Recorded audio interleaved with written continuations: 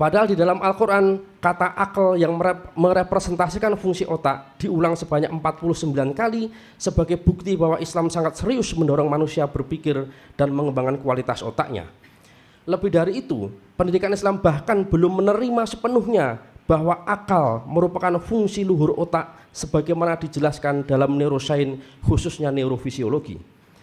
Lebih dari itu, akal dan otak seolah terpisah satu dengan yang lain, padahal mustahil pengembangan akal tanpa peningkatan kualitas otak.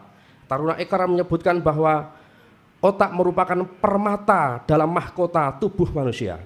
Dalam Al-Quran sendiri terdapat istilah yang mengarah pada otak, yaitu nasiyah di dalam surat Al-Alaq ayat 15-16, kala la ilam yang tahilang sufa'am binasiyah nasiyatin kadibatin khotiyah.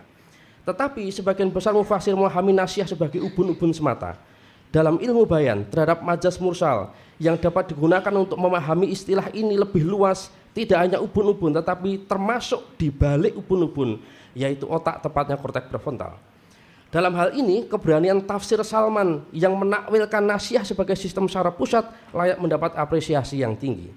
Bertemu pada tafsir ini, maka otak memiliki basis neurofisiologi di dalam Al-Quran. Sejauh ini penafsiran terhadap akal sebagai fungsi luhur otak, atau sebaliknya penafsiran terhadap nasiyah sebagai otak manusia belum mengemuka. Terdapat beban historis dan bayang-bayang filsafat materialisme bahwa menafsirkan akal sebagai fungsi otak dianggap mereduksi makna akal itu sendiri, bahkan dipersepsikan sebagai penganut paham materialisme. Harun Nasution, seorang pemikir Islam terkemuka di Indonesia tahun 80-an, menyatakan bahwa akal bukan otak. Padahal dalam neurosains, temuan neurofisiologi, neuroanatomi dibuat justru berdasarkan fungsi otak yang berbeda-beda.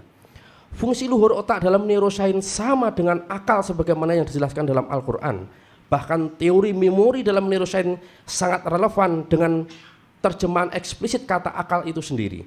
Jika pemisahan akal dan otak ini dibiarkan terus-menerus berlangsung, maka pendidikan Islam akan sulit berkontribusi bagi kecerdasan kehidupan bangsa di masa depan.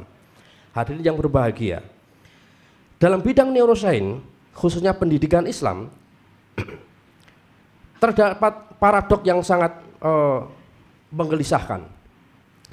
David Sausa menyatakan bahwa meskipun pendidik, termasuk guru dan dosen, bukan pakar otak atau bukan pakar neurosains, tetapi pendidik adalah satu-satunya profesi yang pekerjaannya setiap hari adalah mengubah otak.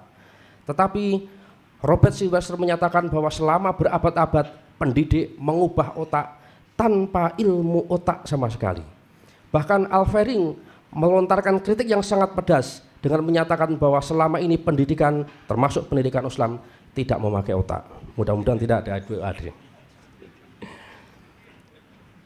Kajian tentang pendidikan Islam dan neurosains dapat ditempatkan sebagai spesialisasi atau keberlanjutan dari islamisasi ilmu pengetahuan yang sudah dirintis oleh Ismail Raji Al-Faruqi dan Said Naqib Al-Atas, intelektualisme Islam oleh Fadlur Rahman, pengilmuan Islam oleh Kunto Wijoyo, dan integrasi interkoneksi Amin Abdullah hingga ayat-ayat semesta Agus Purwanto.